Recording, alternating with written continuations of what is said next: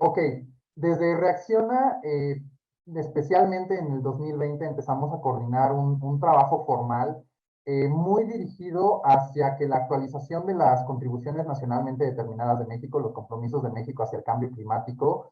contaran con una participación más fuerte de las juventudes a nivel nacional. En ese sentido, algo que hemos estado nosotros de influir muchísimo en la política pública es que se incluyan los aspectos de justicia climática.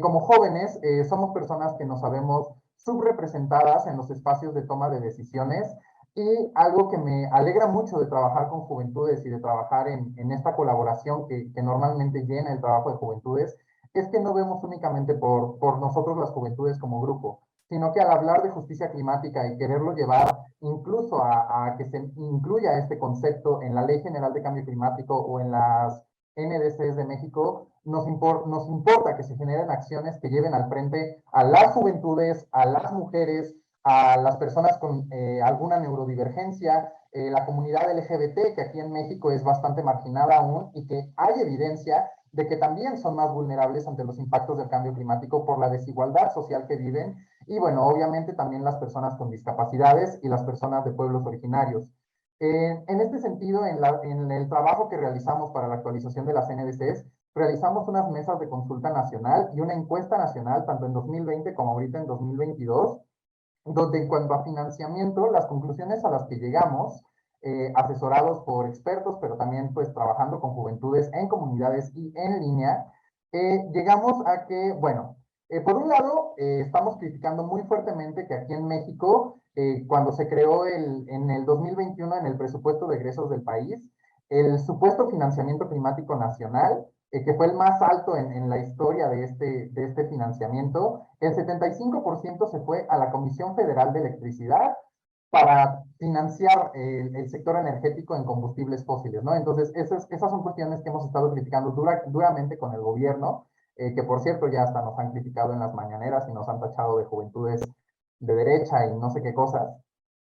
Por otro lado, también criticamos fuertemente que en el 2020 se haya eliminado el Fondo para el Cambio Climático, que justamente era para captar y administrar recursos para la acción climática. Y entonces, en este documento que estamos por publicar el 29 de octubre, que compila todo este trabajo de 3 años, lo que estamos proponiendo es una estrategia nacional de financiamiento para la acción climática, donde se generen nuevos mecanismos de financiamiento accesibles y que pongan al frente a comunidades indígenas, sociedad civil y academia para proyectos que aborden la crisis climática con el enfoque de reducir la vulnerabilidad en las comunidades donde ya sabemos que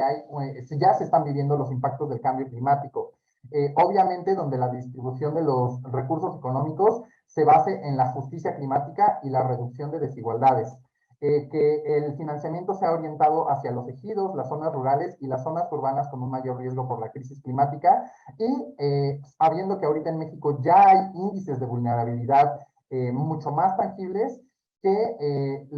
bueno, que estas acciones empoderen a las juventudes, a la niñez y otros grupos vulnerados para reducir las brechas de género, reducir la inseguridad alimentaria e hídrica y reducir los efectos adversos a la salud humana, promoviendo un equilibrio entre naturaleza y bienestar social. En este sentido, tal vez lo más difícil de la propuesta que estamos haciendo es que proponemos crear un marco institucional transparente en cuanto a la asignación del financiamiento y cómo se usan los recursos, tanto a nivel federal como a nivel estatal, municipal y, pues bueno, a nivel comunitario. Esto pues es un trabajo que deseamos entregar el 29 de octubre a distintos tomadores de decisiones, tanto en la Cámara Alta como en la Cámara Baja, así como a personas de organizaciones de la sociedad civil. Y pues vamos a seguir trabajando pues en esta propuesta para hacerla una realidad. Y por otro lado, a nivel internacional, me parece que las juventudes sí hacen muchas propuestas, pero creo que algo que sí ha faltado es hablar explícitamente de la adaptación para el financiamiento climático. Antes se hablaba muchísimo de la mitigación del cambio climático, de la transición energética. Afortunadamente, ese sigue siendo un tema relevante, pero las juventudes y otros grupos vulnerados hemos estado hablando ya cada vez más de adaptación y reducción de la vulnerabilidad y diagnósticos de vulnerabilidad, etcétera. Y bueno, creo que ahora lo que hace falta es que en los espacios internacionales, por ejemplo, en las conferencias locales de la juventud de Latinoamérica o en las mismas COPs, cuando estos grupos de juventudes o de mujeres, etcétera, hablemos acerca de adaptación, hablemos específicamente de que se tienen que crear en estos programas y estos proyectos para la acción del cambio climático, que se tiene que asegurar el financiamiento. Ya no lo podemos dejar como un tema entre líneas. Sí es un tema transversal, pero me he dado cuenta en estos 4 años que llevo más involucrado en este tema como de políticas, que mientras no lo pongas de manera explícita, va a quedar como un tema de poca importancia y entonces todas las acciones que se están proponiendo para los grupos vulnerados, las juventudes, etcétera, etcétera, no van a tener el financiamiento necesario. Entonces, financiamiento tiene que ser un punto central y especialmente el financiamiento para la adaptación, porque también si nada más lo dejas como financiamiento para el cambio climático, casi siempre nada más se va a financiar pues proyectos empresariales de transición energética que muchas veces tampoco cuentan con una visión de justicia social.